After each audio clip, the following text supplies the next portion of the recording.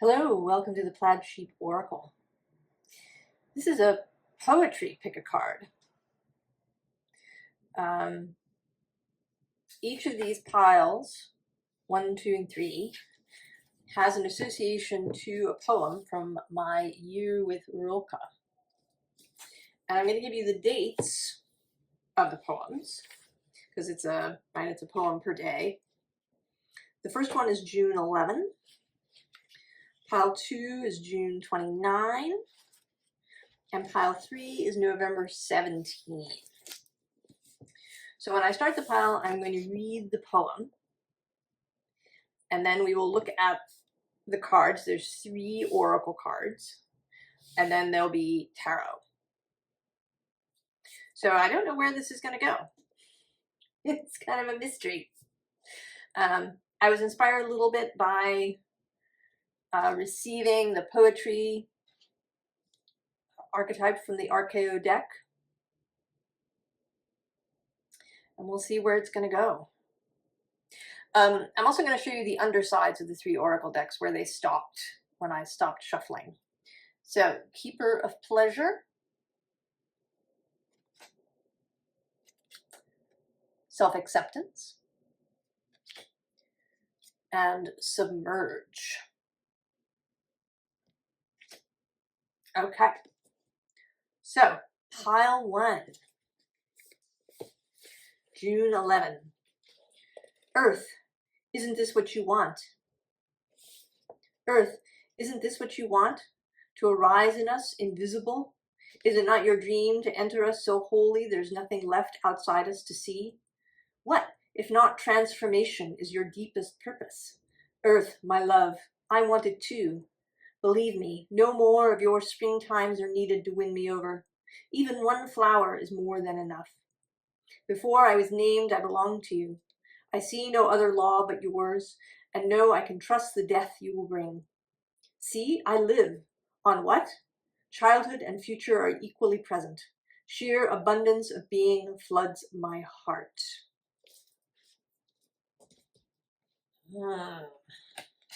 Pile 1.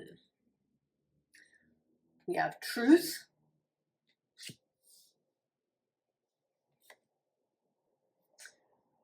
observe,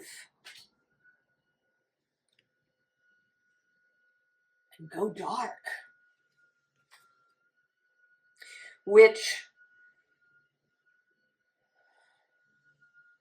really seems always to me more like revelation.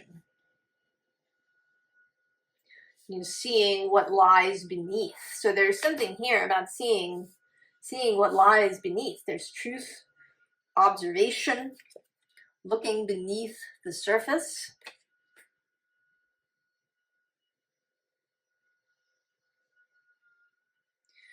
That there's something underneath, something to be seen that you haven't observed, and that maybe has to do with physical reality. Right? This poem about earth, about nature.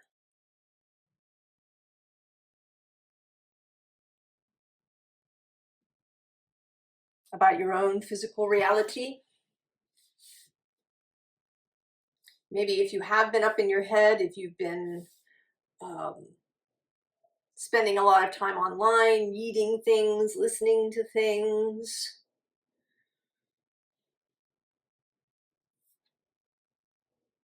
That this is about observing the physical.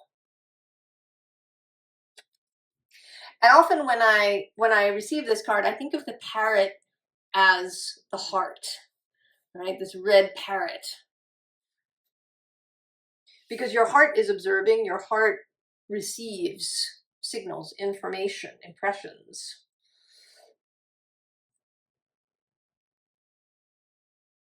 When we are in a group that's involved, right, when we're live, like a concert or an event, often our hearts will become entrained with each other.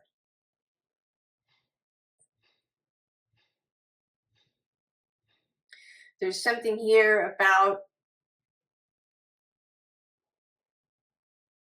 the information that the body has to give, or that nature has to give.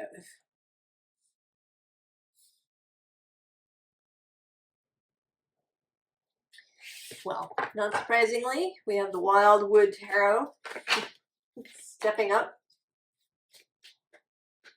All right, do we keep that? Yes.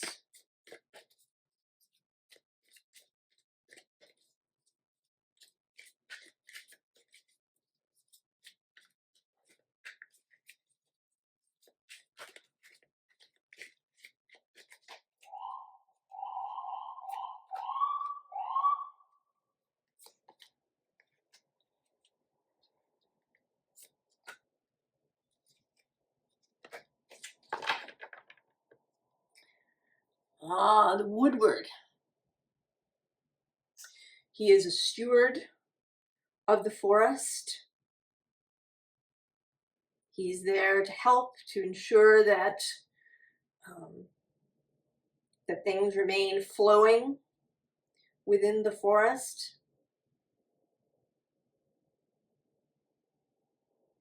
He always makes me think a little bit of Bjorn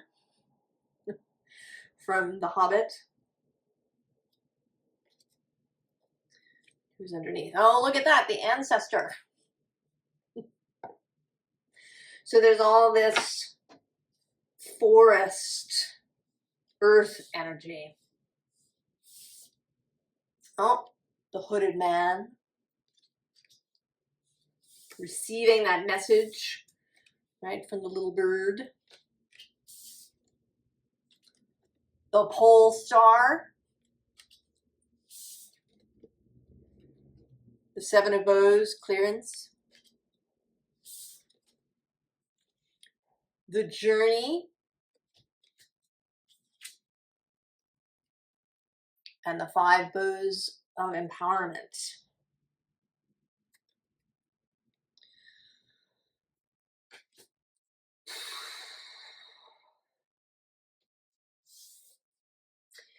I think that maybe you've been looking for answers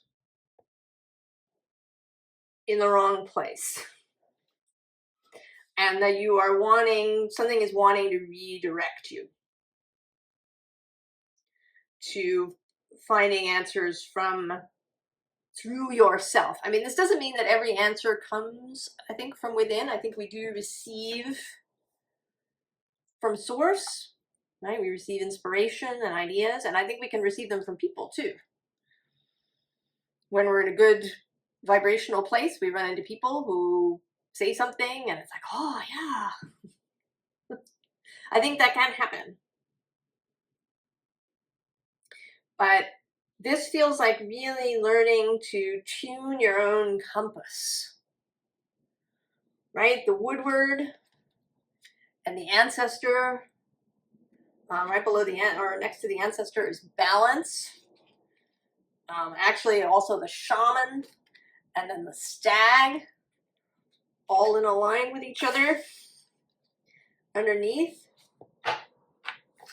And I'm gonna, in fact, go one more to this Eight of Pentacles. You know, and today, Mars has entered Virgo.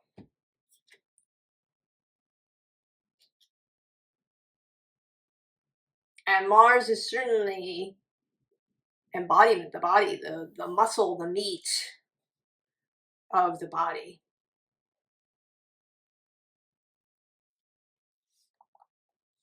And Virgo is this earthy sign. And a sign of being in connection with and in ease around the physical body. That you listen to the physical body. So I think this is really a call to clear out opinions, ideas, goals, even that have come from other people. Or, you know, stuff you've heard in the media. And I was actually reading this little article this morning about the collapse of the current information system, the current knowledge system. That there's this, you know, distrust that has been building of, you know, all of these, especially technological knowledge systems. My personal favorite bit of this was some news that Microsoft invested in an AI company.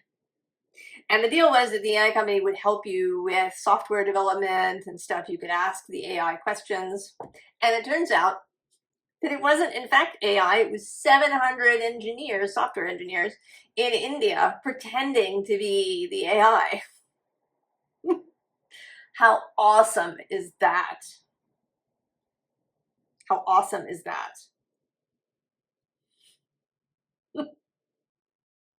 So, right, there's, I think there's going to be a real return to, right, to physicality.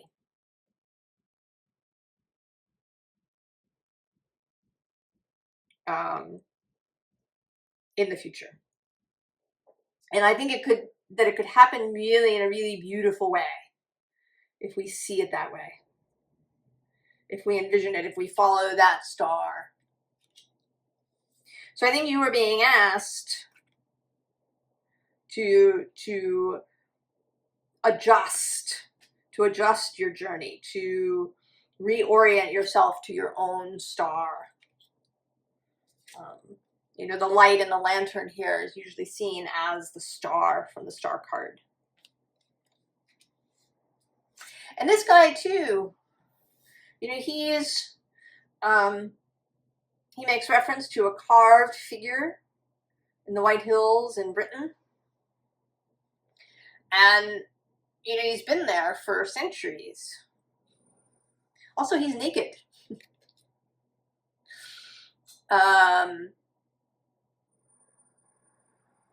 You know, the empowerment of the body, of the physical realm, of really being connected to Earth. You know, of allowing the body to do its thing. You know, instead of taking 68 supplements, perhaps,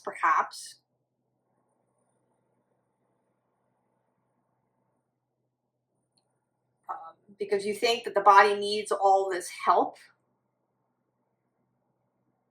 Maybe it doesn't. You know, or maybe it needs a different kind of help. Maybe it needs, you know, a clear out of extraneous things.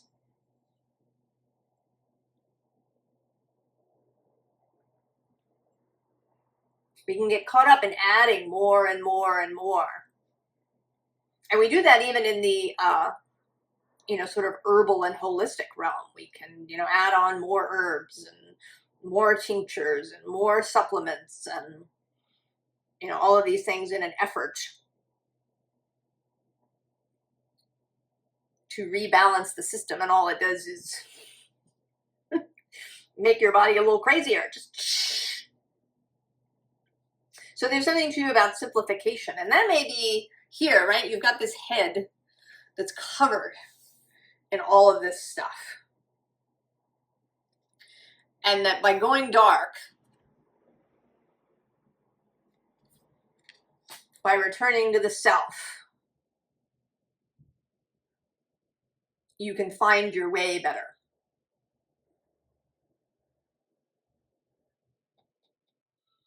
Oh, pile one, that is very interesting. I think I'm going to leave it there and not.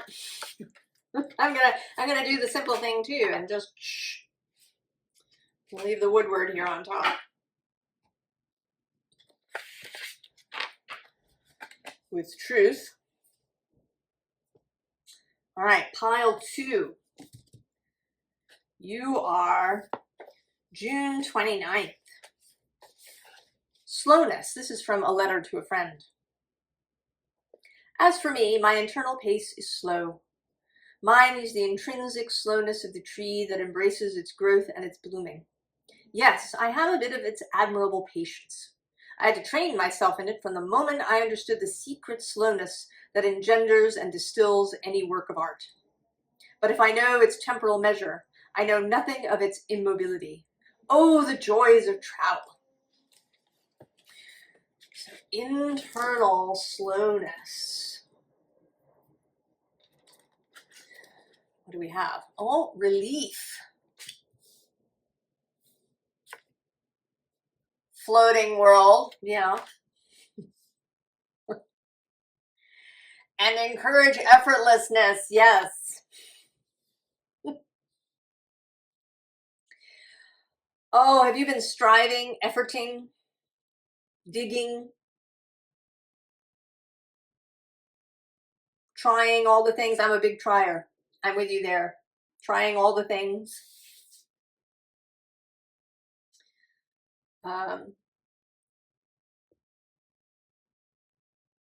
All the methods, doing all the things. Also perhaps faster, need to get it done. Get from here to there, jump into a faster vehicle than this floating flower. I mean, this flower isn't even going anywhere.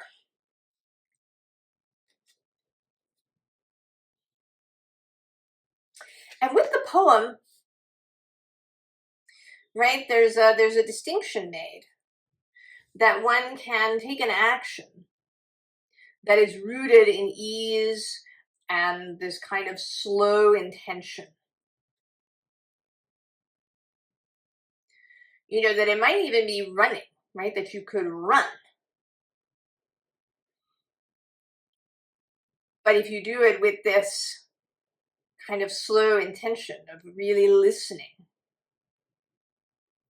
running when the body wants to run. And I think we've all felt that, haven't we? The desire for the body to move or for something to happen. And we can feel it, it's built up, it feels gorgeous and beautiful and expansive, effortless. Right? Are you seeking relief? Maybe from thinking, or striving, figuring out, problem solving.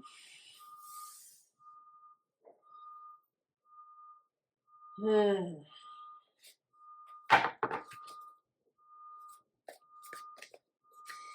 can see the general theme here in these readings.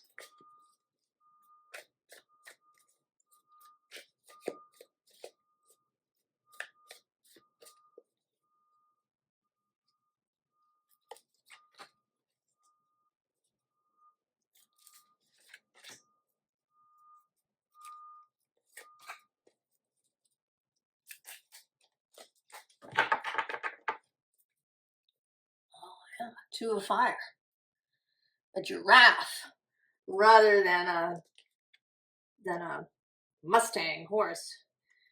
The Emperor at the underside. Also in stillness, Eight of Earth, the World, the Ten of Earth, the Six of Earth. Oh yeah.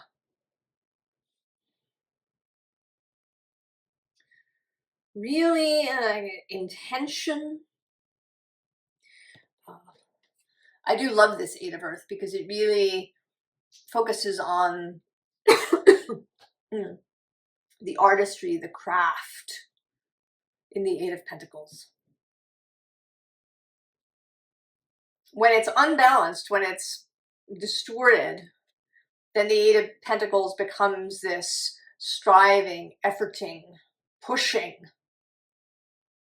kind of energy, force.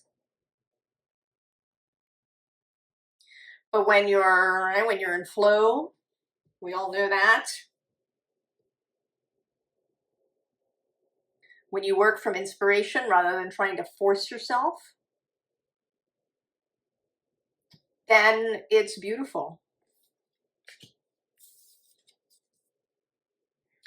And this is feeling a lot like floating to me. Not the, not the usual sense of the earth being an end to something or a cycle, but this sense of floating. And it may be, this card is associated with Saturn. He is conjunct Neptune.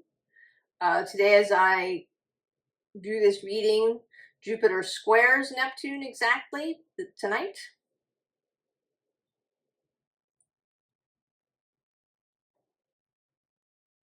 So it may be that this Neptunian energy is allowing you to really see a different way of proceeding.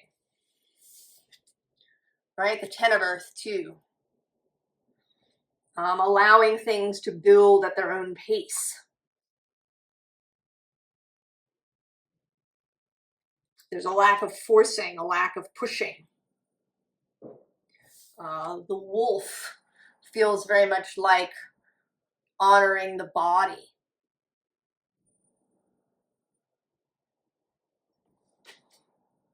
And earthiness. Same with this Six of Earth. The, ease, balance, reciprocity. These pentacles are there, kind of around his head, but his head isn't bowed. He's not weighed down by them.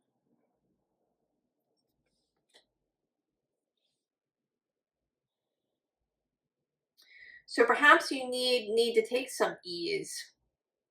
Below this Two of Fire is this Three of Air.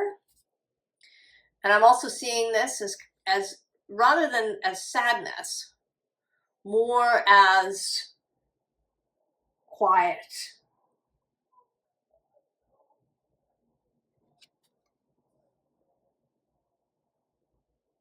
Right? As softness, as ease.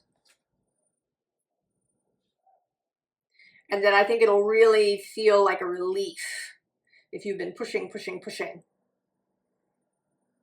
striving, thinking, searching, trying to figure out.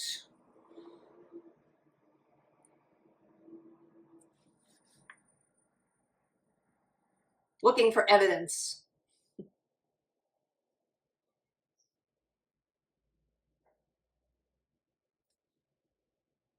Oh, I'm going to leave it there, pile 2, and not push any further. Relief. All right. Pile 3.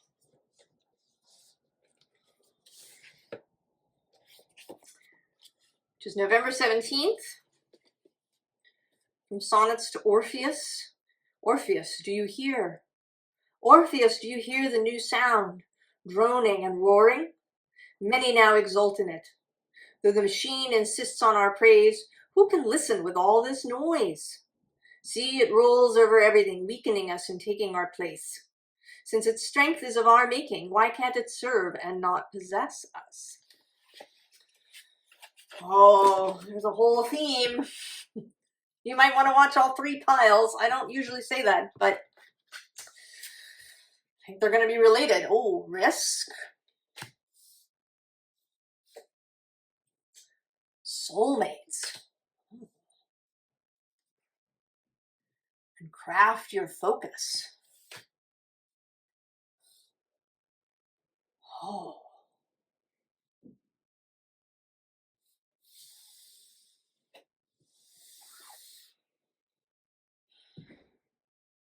All 3 of these piles have been about where attention is, where it goes.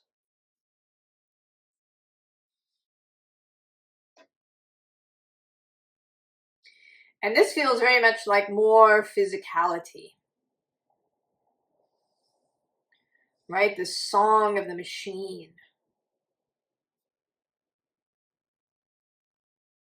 I was saying in pile 2,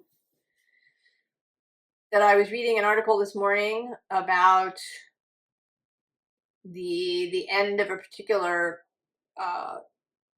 knowledge system, that it's collapsing.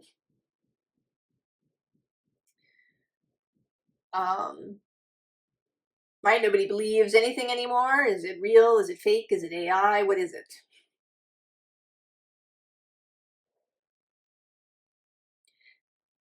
And I think that part of the lure of the digital and of the machine in general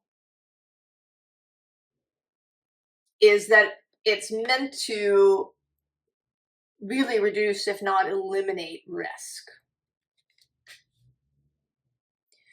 But risk is part of what makes life juicy.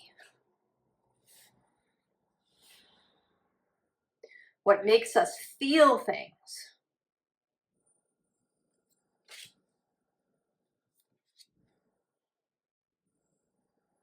Right? Where is your focus? Pile 3. Are you lost in the machine?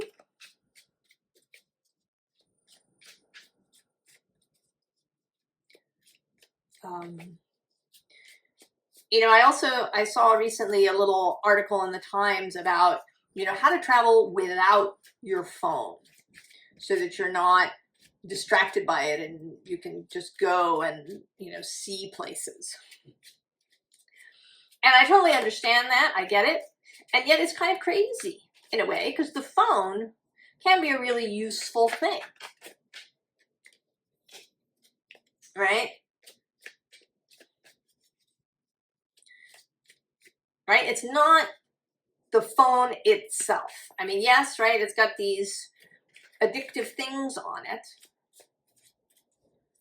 But, you know, you can choose not to turn on your phone, right? Just have it be Wi-Fi enabled. You can leave it on airplane mode most of the time. You can just, you know, zip it away in an inner pocket somewhere that's really hard to get to. Right? The phone as tool rather than master.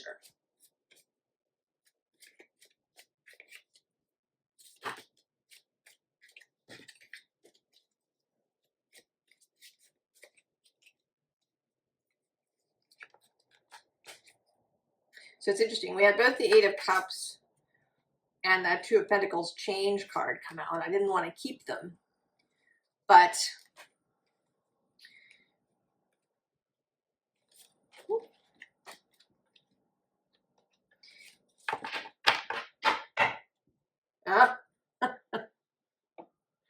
movement, 8 of Wands. And on the underside, rest. Well, this is feeling a little bit now like the storm is coming, kind of repeating. That change is happening, that, you know, that maybe there is a real, I don't know, do we want to call it a collapse of the knowledge system happening?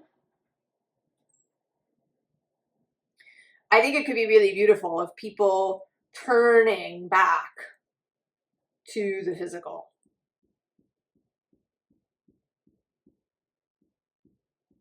Putting phones away, having more conversations, using maps, or even, you know, just getting really honing your own sense of direction. Maybe it's carrying a physical compass and using that to navigate when you walk around a new town.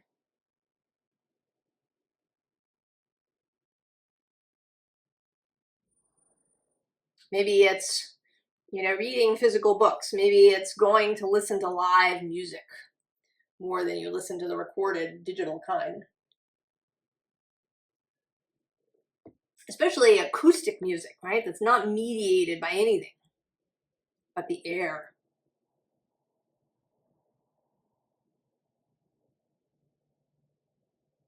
And I think the change is coming. A excuse me, a re-embracing of the physical realm. Well, we have Judgment, you know. It's the call. The Magician. The Wheel of Fortune. Princess, Page of Cups with Dreams. And the Sun. Oh. Pile 3. Well, I can see, right, why that Eight of Cups and the Two of Pentacles change that popped out. Right? That's kind of done. In a way. Right? We're moving on. We get to Judgment. The newness, the new space. Maybe getting reacquainted with ourselves.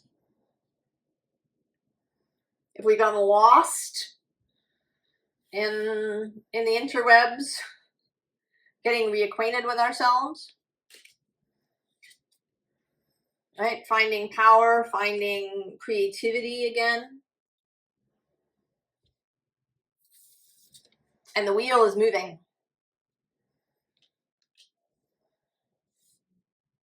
The wheel is moving. So the question is, what are you going to do? How do you respond? Do you lose yourself further?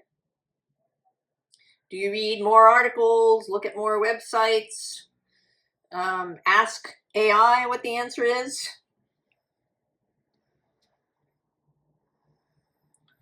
Or do you drink from your own cup?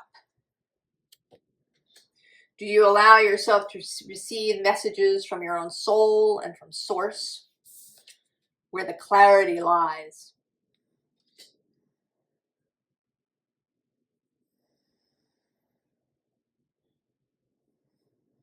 The storm is now.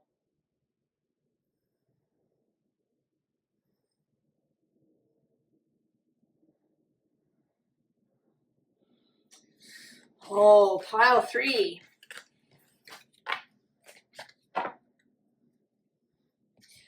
As I say, you may want to watch all 3 piles.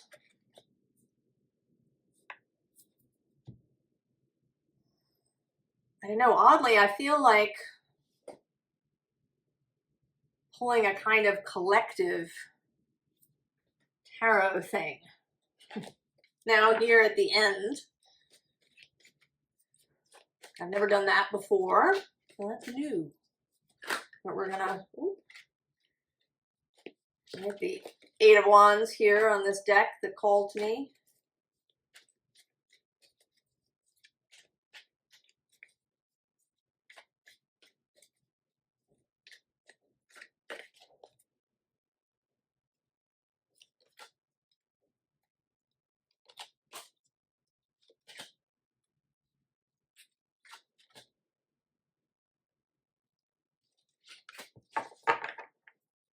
Here we have all the 4 of Swords on the bottom. And Death on the underside. I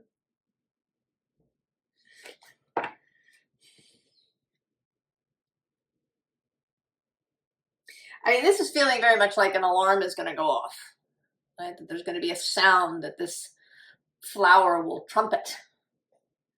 That it's the time to awaken. Nine of Cups. The World. The Six of Pentacles.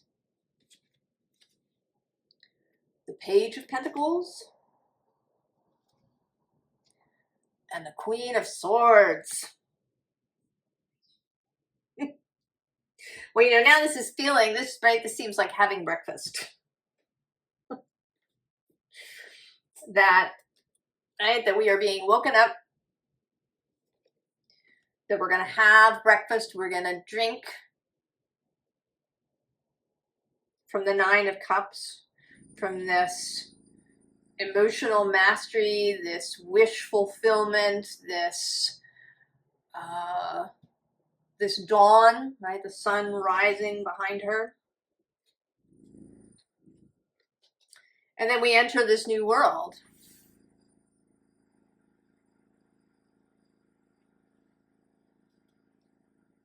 And when we're there, it feels sort of like advice one is this energy of reciprocity, of communication, and very much communication in the real world.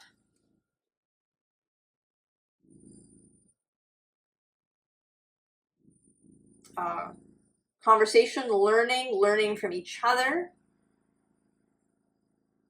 learning in the physical world. Here with this Page of Pentacles as well, being a student.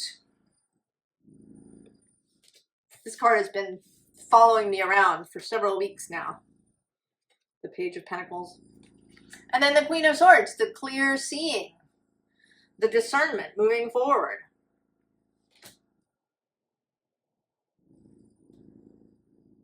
That there's a real possibility of this new world that we can have that restores physicality, restores connection to the earth itself and connection to each other. I don't know, two more.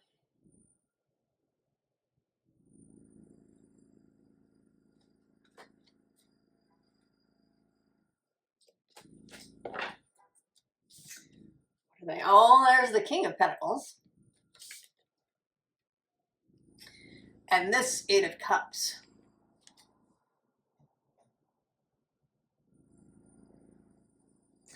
I mean, this definitely feels like reconnecting with Earth. He's usually associated with Taurus. You know, maybe that one of Uranus's messages has been to come back to Earth.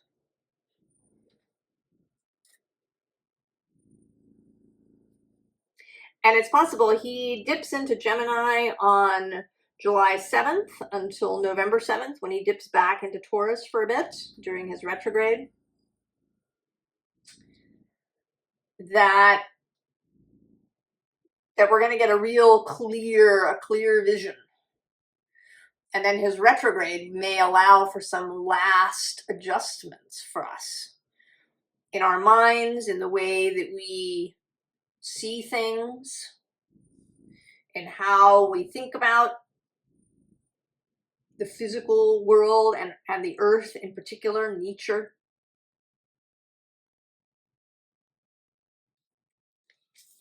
Right? That'll be really light and lightening. There has been through these whole readings, this energy of lightening up, of ease, of effortlessness, of, you know, maybe it is, right, of poetry that brought me here. A kind of reimagining of the Romantic philosophy, but for the current age. Well, I hope this is all exciting for you. This turned out very interesting and unexpected. I wish you the very, very best, and I will see you next time. So long.